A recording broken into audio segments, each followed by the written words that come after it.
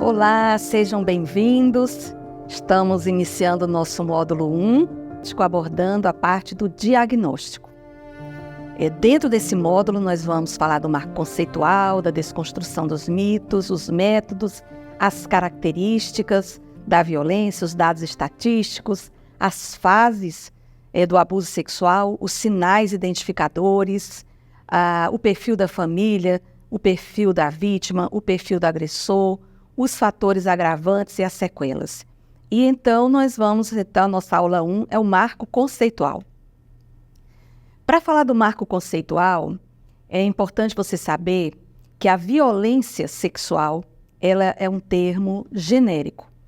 E dentro da expressão violência sexual, nós temos as modalidades, que são subdivididas em exploração sexual e abuso sexual.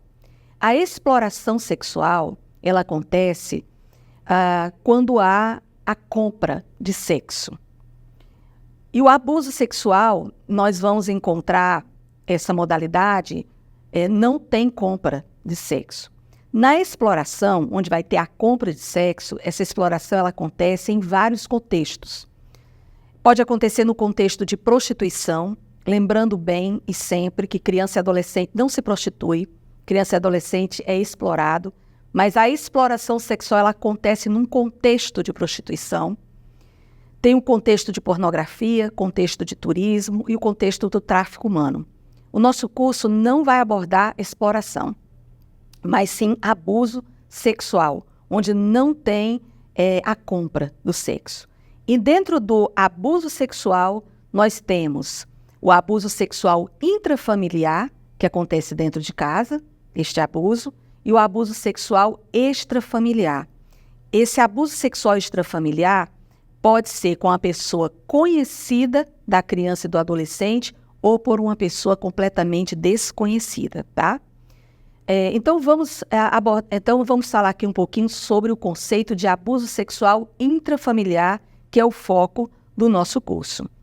Então, é importante saber o seguinte, que o abuso sexual é todo ato de natureza erótica. Essa é a primeira coisa que você tem que guardar. O abuso ele vem dentro de uma erotização. Exemplo, um pai que vai dar banho no seu filho. Ele pega o sabonete e vai passar ali no corpinho daquela criança. Isso é abuso sexual? O que é que você acha? Isso é abuso sexual?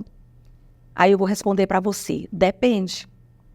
Se o pai pega esse sabonete, passa no corpo da criança e ele faz isso de uma forma erotizada, isso é abuso sexual. Agora, se ele pega o sabonete para lavar o corpo da criança e não faz isso de uma forma erótica, então isso aí não é abuso. O que vai diferenciar é a erotização do ato.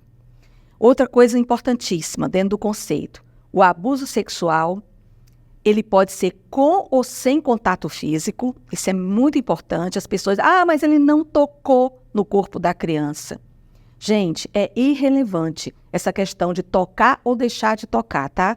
Eu vou mostrar para vocês aqui várias e várias formas de abusos sexuais onde o agressor não toca no corpo da criança. Então, pode ser com ou sem contato físico e pode ser com ou sem violência.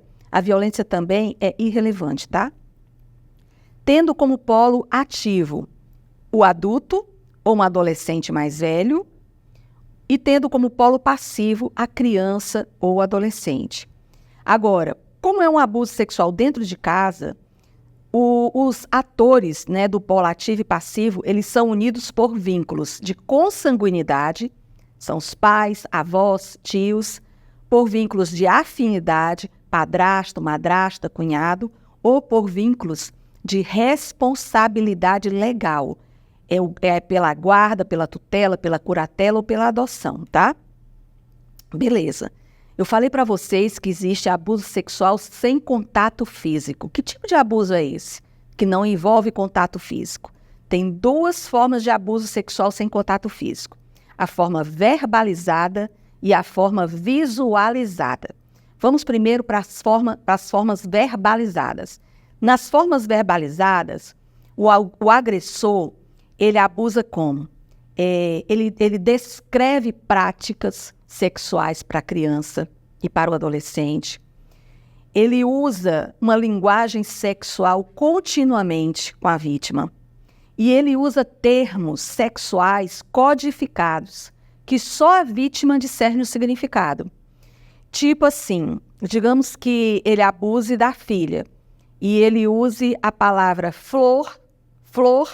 florzinha, para descrever a vagina.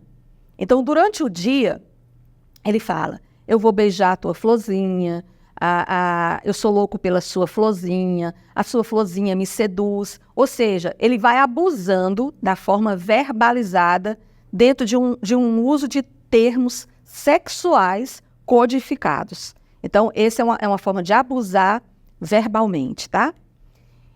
A outra forma de abuso sexual sem o contato físico é na forma visualizada. Aqui, o agressor, ele coloca a vítima em contato com materiais pornográficos. Ele mostra objetos eróticos para a vítima. Ele mostra revistas pornográficas, mostra filmes, mostra sites pornográficos, tá? Ele deixa, muitas vezes, a vítima presenciar relações sexuais.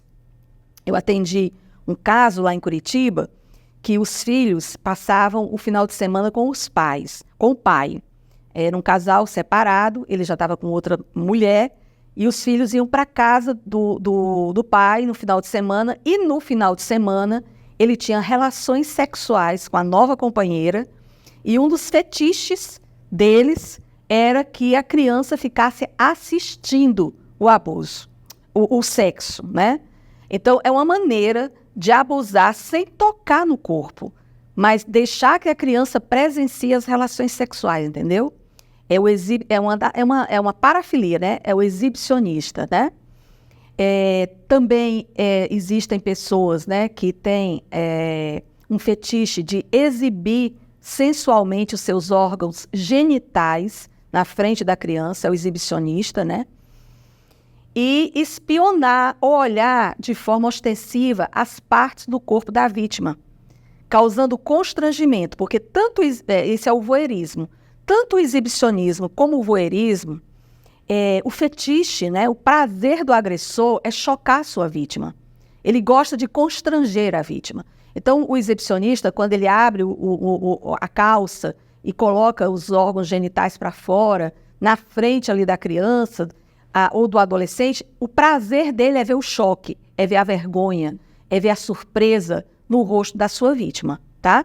Então, isso é muito importante, vocês entendam que o abuso pode acontecer nessas duas maneiras, tanto verbalizada como visualizada, sem ter o toque físico, tá? No módulo 2 eu vou mostrar para vocês os tipos legais, as penalidades para esses tipos de condutas. Agora vamos falar um pouquinho de abuso sexual com o contato físico. Existe o contato sexual gravíssimo, o contato sexual grave e o contato sexual menos grave. Agora eu quero colocar o seguinte, tudo é grave, tá? O abuso sexual já é por si só grave. Mas vamos ver então aqui a primeira classificação, que é o abuso sexual gravíssimo. 24% das vítimas, elas são abusadas dessa forma. É a relação genital, que é o pênis entrando na vagina, e aí a gente mostra que essa relação pode ser com ou sem violência. Existe o sexo anal, com ou sem violência, e o sexo oral, com ou sem violência. Essas 4 modalidades, relação genital, sexo anal e sexo oral, essas 3 modalidades é considerado contato sexual gravíssimo, tá? O contato sexual grave. O contato sexual grave, ele atinge 40% das vítimas. É o contato manual com os órgãos sexuais descobertos, ou seja, a vítima fica nua, tá? Onde esse agressor, ele toca a vítima com ou sem penetração de dedos, forçada ou não, ou ele toca o corpo, os seios da vítima desnuda, forçadamente ou não, ou esse agressor ele tem uma simulação de relação sexual interfemoral. O que é uma relação sexual interfemoral? É o pênis nas coxas dessa vítima, tá? Essa forma de abuso é considerada grave e 40% das vítimas são abusadas desse jeito. E o contato sexual menos grave? 36% são acometidos nessa modalidade. São os beijos eróticos, forçados ou não, e o toque sexualizado nas coxas, nas pernas, nos genitais, nos seios, mas por cima da roupa. E aí, gente, vai depender muito. Eu digo menos grave, mas, por exemplo, dependendo da idade da vítima, isso vai pular do menos grave para grave ou gravíssimo. Porque, por exemplo, dar um beijo erótico numa criança de 2 anos de idade, né? Isso pode vir a ser considerado gravíssimo, tá bom? Então, essa aula nós vamos então encerrar por aqui, onde nós trabalhamos o marco conceitual do abuso sexual. Eu espero vocês na nossa aula de número 2. Grande abraço!